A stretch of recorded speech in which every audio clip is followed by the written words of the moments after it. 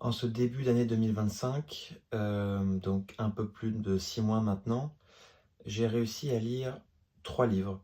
C'est probablement plus que ce que je n'ai lu durant les 2, 3 dernières années. La lecture, c'est quelque chose que j'avais mis totalement de côté depuis quasiment 10 ans ou 15 ans maintenant. Et c'est quelque chose que j'ai repris, à un rythme, très peu soutenu au début, peut-être un livre par an. Voilà, j'ai dû reprendre, la lecture il y a 2 ans, ouais, à peu près. Et je pense que, le fait de lire 2 à 3 livres par an est un rythme assez sain, voilà. Et ça permet de rajouter une activité, qui est extrêmement bénéfique pour, notre apprentissage, pour continuer à apprendre. C'est l'un des principaux, moyens que j'utilise aujourd'hui pour continuer à apprendre des choses. Et très souvent, les informations qu'on y trouve, hem, bien qu'aujourd'hui, elles soient facilement trouvables sur internet, résonnent plus, heu, au travers, notre, enfin à travers nous, étant donné qu'on le lit avec notre propre voix, ou du moins voilà, on a l'impression de vraiment s'approprier l'information, contrairement à si on la lisait ou on l'entendait juste sur internet. Hem, donc voilà pour moi les avantages principaux de la lecture. Et faut savoir que, et ça va être le sujet de cette vidéo, hem, donc cette année, j'ai décidé de lire donc ces 3 livres de 3 manières différentes.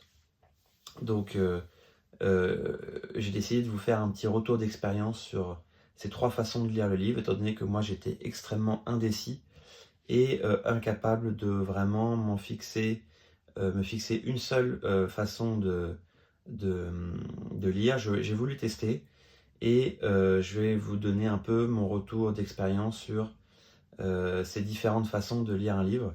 Donc j'ai mes petites notes sur mon téléphone, hem et voilà. Et donc du coup, on est parti. Donc déjà, je vais peut-être vous présenter tout simplement les 3 façons que j'ai trouvé de lire un livre. La première, c'est bien sûr le format papier, le bon vieux format papier, que tout le monde connaît. 2e, c'est, le podcast, audio, ou le livre format audio plutôt. Donc comme je disais, c'est pas réellement de la lecture, mais c'est quand même une façon de parcourir un livre. Et le dernier, c'est tout simplement le format numérique, donc soit sur liseuse, soit sur téléphone ou iPad. C'est-à-dire que, heu, voilà, on va pouvoir, télécharger le livre et le lire directement. On va commencer par le format papier. Donc par exemple, j'ai pris un exemple de livre que j'ai relu, cette année, donc c'est, Comment se faire des amis, de Dale Carnegie, hem, qui est un très bon livre que j'ai choisi d'avoir en format papier. Et parce que voilà, c'est un des premiers livres que j'ai décidé de quand je me suis remis à la lecture, c'est un des premiers livres que j'ai décidé de lire. Et il se trouve que j'ai bien fait de le prendre en format papier, étant donné que dans les premières pages du livre, l'auteur nous conseille de, d'en faire un peu un livre de chevet, de toujours un peu l'avoir à portée de main pour être capable de le relire ou de le feuilleter rapidement. Et donc c'est aussi une des raisons pourquoi, j'en ai fait un arc-en-ciel, hem, pour pouvoir facilement, enfin du moins plus facilement retrouver les informations qui m'ont, voilà, qui m'ont intéressé. Hem, donc pour revenir un peu aux différents avantages du livre en format, ou inconvénients du livre en format papier, hem, déjà, le premier truc, qui me saute, aux yeux, c'est que, c'est, voilà, une activité qui permet de se déconnecter des écrans. Moi, c'était ça que je recherchais dans la lecture, au tout début. Je suis tout le temps sur les écrans, et donc en fait, j'avais très peu d'activités qui permettaient, à part peut-être le sport, la marche, qui me permettaient d'en sortir. Et la lecture est idéale pour ça, notamment avant de dormir. Ça permet de, voilà, avoir, peut-être, 30 minutes, voire 1 heure de repos pour ses yeux. avant de s'endormir. C'est extrêmement sain pour optimiser votre sommeil, au passage. Euh, et c'est quelque chose que je vous recommande aussi. Donc pour moi, c'est l'un des principaux avantages du format papier. Ensuite, il se trouve que c'est un format compact. Voilà, c'est pas un gros livre, donc il est facilement portable pour vous, même si pour moi, c'est quand même ça peut être une contrainte, étant donné que bah voilà, on va facilement avoir besoin peut-être de deux mains pour le livre, pour l'ouvrir, pardon, pour le lire et pour le manipuler. Ça en fait, voilà. Il est facilement mettable dans un sac, mais il prend quand même plus de place que dans les autres solutions qui vont suivre, vous vous en doutez. Un autre désavantage, c'est que pour moi, c'est plus long à lire. Voilà, et j'ai testé les deux. Enfin, j'en ai testé voilà, différentes façons. C'est quand même beaucoup plus long à lire. Peut-être que c'est que moi. En tout cas, je peux passer facilement 6 mois à lire 300 pages. Donc voilà, ça dépend du livre, ça dépend aussi de comment il est structuré. Mais voilà, c'est à prendre en compte quand même. Faut pouvoir voilà, avoir envie de le lire sur une plus grande durée. Et, euh, et la dernière info du livre papier, c'est que voilà, moi j'ai fait ce choix-là de, de mettre des marque-pages et de surligner les informations qui sont importantes. Mais si on ne fait pas ça, ça peut vite devenir compliqué pour retrouver les citations ou les phrases ou les informations. Donc voilà, c'est quelque chose à prendre en compte aussi. C'est encore une fois une action supplémentaire à la lecture qui voilà, peut rajouter du temps et de l'énergie. Donc, moi, je le vois comme un inconvénient plutôt. Voilà ce que j'avais à dire sur le format papier. Maintenant, on va passer au format audio. Donc, le format audio, j'ai décidé de lire Can't Hurt Me de David Goggins, qui est un très bon livre. Et donc, pourquoi j'ai décidé de prendre spécifiquement ce livre en format audio?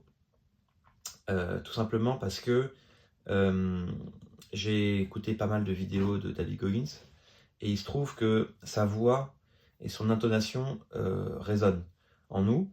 Et j'ai eu le sentiment que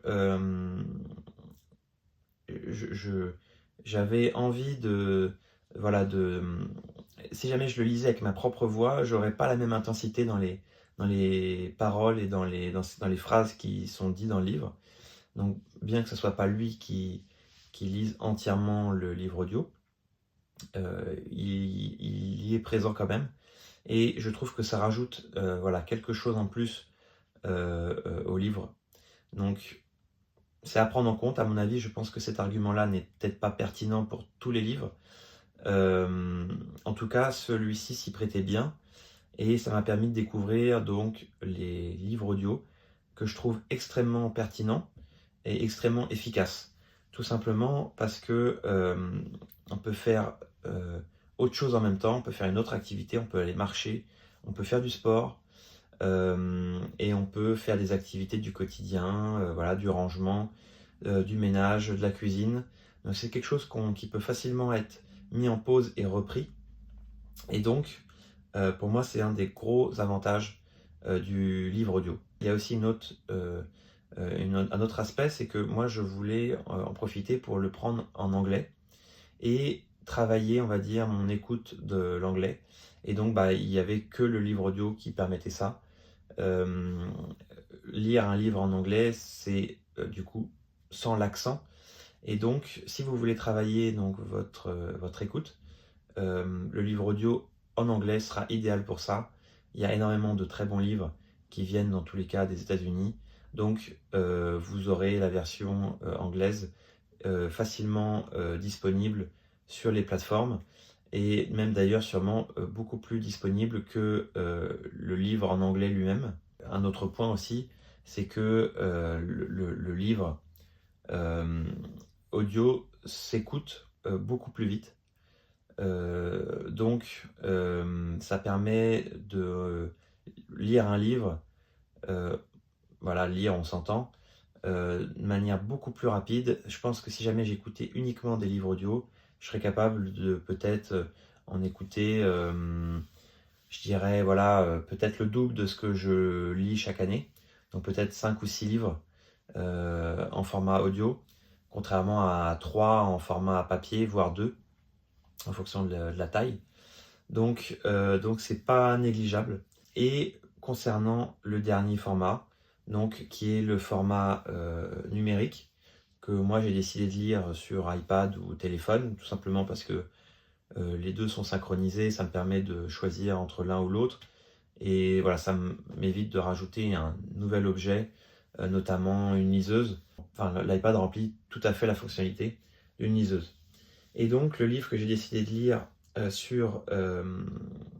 en format numérique, c'est Goodbye Things de Fumio Sasaki, qui est un livre sur le minimalisme que je n'avais jamais lu et que je trouvais pertinent d'avoir en format numérique, en dématérialisé, tout simplement voilà, pour être dans le, la mouvance minimaliste, de limiter ses possessions.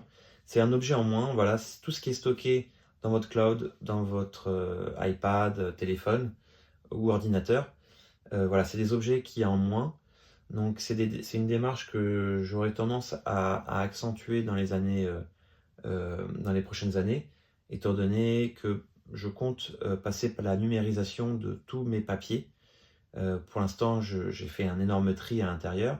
J'en ai jeté des kilos et des kilos. Mais du coup, donc je pense que je viendrai à terme à entièrement numériser toutes ces choses-là et le faire au fur et à mesure pour éviter que ça demande, comme ce qui m'attend, des heures et des heures de numérisation. Mais j'économiserai voilà, énormément de place et énormément de facilité pour transporter tout ça. Revenons du coup au livre. Un autre avantage, autre que donc l'aspect minimaliste d'avoir en format numérique, c'est voilà, d'avoir un peu plus d'options pour gérer le format, pour gérer l'affichage. On peut choisir les couleurs d'affichage, blanc, fond noir, un petit peu couleur papier. Donc voilà, on peut choisir la taille de la police. Il y a énormément de réglages. Et voilà, on a quelques options supplémentaires. On peut voir où on en est dans le livre des différents chapitres, notamment avec l'avancement en pourcentage. Donc voilà, c'est une petite indication supplémentaire qui n'est pas révolutionnaire, mais qui, mine de rien, peut faire la différence. On peut également faire des recherches très rapides, par exemple notamment dans le cas de ce livre que j'ai choisi d'avoir en anglais, pour travailler, encore une fois, mon anglais, mais non pas à l'oral, mais cette fois-ci à l'écrit. Et un des avantages, c'est qu'on peut refaire des recherches, par exemple un mot que l'on ne connaît pas. On peut faire des recherches très rapidement directement sur notre téléphone, alors que sur un livre, on est obligé de recopier le mot, refaire les recherches. Voilà, c'est une étape supplémentaire qui rajoute une petite friction, qui n'est pas le cas là. Et il y a aussi une autre option que je trouve très sympa, c'est l'option voilà, de surlignage directement intégrée dans le livre, qui permet donc de ne pas avoir à se traballer avec un stabilo, mais aussi d'avoir une section pour retrouver toutes les phrases que l'on a surlignées, et donc d'avoir en un coup d'œil toutes les informations qui nous sont importantes, contrairement voilà, à un livre avec des marque-pages, où là c'est à nous de faire la recherche, et voilà, il y a une différence de temps qui est énorme entre les deux. Donc c'est un avantage non négligeable. Pour tout simplement le désavantage de ce livre format numérique, c'est le fait d'être encore sur un écran. Donc c'est encore du temps passé devant un écran. C'est du coup beaucoup moins optimisé pour votre sommeil avant de dormir. Moi, c'est quelque chose que la lecture, c'est quelque chose que je fais souvent voilà, avant le soir. Donc malheureusement, ça m'oblige encore à passer du temps devant les écrans. Mais bon voilà, on va dire que euh, si jamais on fait en sorte d'avoir par exemple un fond noir avec une luminosité euh, abaissée, ça reste, je pense, et peut-être même euh, voilà, un filtre de lumière bleue qui est indispensable tard le soir. Ça peut être, voilà, on va dire, géré pour ne pas trop empiéter sur votre sommeil. Voilà, c'est, je pense, le principal inconvénient de ce format de lecture. Étant donné que sur tout le reste, pour moi, c'est extrêmement positif. Ça permet d'avoir, voilà, dans votre téléphone, tout le temps avec vous votre livre, de le lire à une seule main.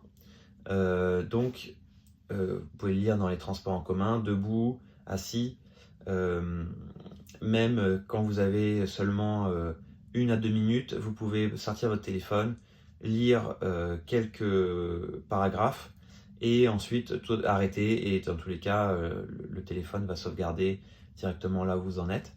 Donc, ça va vous permettre d'avoir des petits moments de lecture, voilà, qui peuvent éventuellement remplacer des périodes de scroll sur les réseaux sociaux, notamment sur TikTok. Voilà, ça va optimiser votre dopamine, ça va vous éviter d'être confronté à énormément d'informations, quelque chose qui est peut-être plus compliqué à faire avec un livre, étant donné que bah, dès qu'on va vouloir lire quelques phrases, il va falloir peut-être voilà, prendre notre sac à dos, l'ouvrir, sortir notre livre, remettre notre sac à dos sur le dos, lire et faire le chemin inverse. Donc ça demande beaucoup plus d'étapes et voilà, on n'a pas forcément tout le temps notre livre dans la poche. Donc ça peut être, je sais pas, au travail lors d'une pause ou dans les transports en commun, on n'a pas pensé à prendre notre livre. Voilà, notre téléphone, on l'a toujours sur nous. Donc pour moi, c'est ce qui oppose les deux, principalement c'est ce qui oppose les deux formats.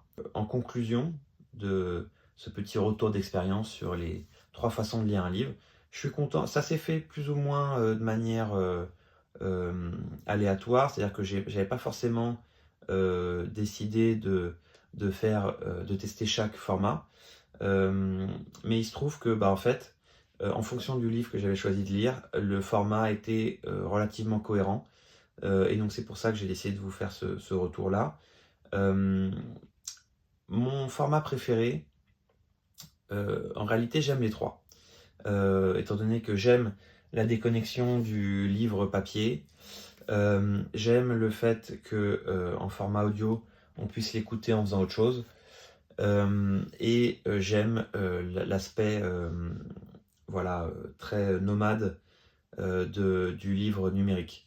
Donc, donc, il est fort probable que je continue à court terme d'adapter voilà, le format au livre si jamais j'en trouve la pertinence. Mais bon voilà, j'ai pas envie d'avoir une bibliothèque qui s'agrandit et qui soit totalement intransportable. J'ai suffisamment de mal à vendre les livres que j'ai aujourd'hui, étant donné qu'on s'y attache aussi, on s'attache un petit peu à l'objet.